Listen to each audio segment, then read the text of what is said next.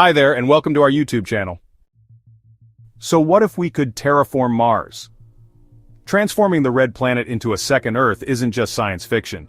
It's actually a colossal scientific and engineering challenge, filled with mind-blowing numbers, technologies, and consequences. Here's how humanity might reshape an entire world. Terraforming Mars would require raising its average temperature from minus 63 degrees Celsius to at least 0 degrees. To do that, we'd need to release more than 3.6 trillion metric tons of carbon dioxide to create a greenhouse effect, kind of like Earth's. If we targeted a breathable atmosphere, we'd need to increase Martian pressure from 0.6 kilopascals to 101.3 kilopascals. That's over 160 times the current value. It would take centuries or even millennia to build such a stable atmosphere. The total volume of ice in Mars's polar caps is estimated at 21 million cubic kilometers. Melting even 10% could fill oceans hundreds of meters deep across the planet's surface and create a water cycle. One proposed method involves building orbital mirrors 100 kilometers wide to reflect sunlight and warm the surface.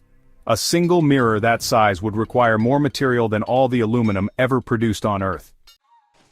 Another approach involves importing super greenhouse gases like perfluorocarbons.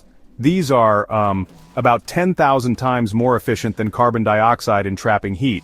Releasing just a few million tons could actually cause a significant planetary warming effect. We'd also need to generate a planet-wide magnetic field to shield Mars from solar radiation. NASA has proposed placing a magnetic dipole at Mars's L1 point. The required power? It's about 100 quadrillion watts, equivalent to 100,000 large nuclear power plants. Mars receives only 43% of Earth's sunlight, so photosynthesis would be, quite a bit slower. To compensate, we'd need to engineer hyper-efficient algae and bacteria capable of thriving in extreme conditions and low light. Even if Mars was completely terraformed, its surface gravity would still be only 38% of Earth's.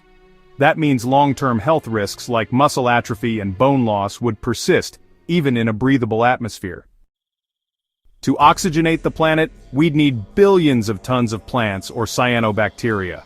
Producing 21% oxygen would take, honestly, several thousand years, depending on the efficiency and scale of the biosphere. Terraforming would also unleash dormant Martian chemistry. Perchlorates in Martian soil, salts that are toxic to humans, could contaminate crops and water unless filtered out on a massive scale. With liquid water, oxygen, and warmth, Martian life, if it exists, could, actually reawaken. Some microbes may lie dormant in permafrost. Terraforming might unintentionally revive unknown life forms.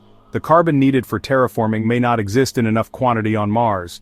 NASA's 2018 study concluded, even vaporizing all carbon dioxide reserves might not be sufficient to warm the planet significantly. To warm Mars quickly, detonating nuclear weapons on the poles has been proposed. The goal is rapid ice melt. The risk, though, is radiation, massive dust storms, and unpredictable atmospheric effects. An Earth like Mars would have new weather patterns. Dust storms today can cover the entire planet and last for months. With a thick atmosphere, storms could evolve into hurricanes or monsoons. Terraforming might make Mars look blue from space. A dense atmosphere and water bodies would change its albedo and spectrum, making it look, more like Earth than a red desert. Mars has no plate tectonics.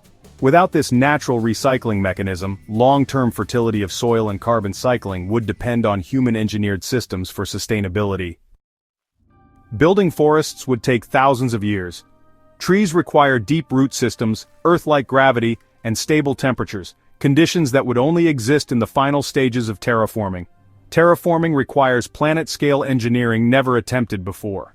It could cost tens of quadrillions of dollars and require a global civilization operating with interplanetary logistics. A fully terraformed Mars might one day support 10 billion people in Earth-like cities. Its surface area is 28% that of Earth's, roughly equal to Earth's dry land, meaning, plenty of real estate. Terraforming isn't permanent. Mars could revert to its current state within centuries if maintenance stops. Without a magnetosphere, solar winds would gradually strip the atmosphere again. Don't forget to subscribe to our channel.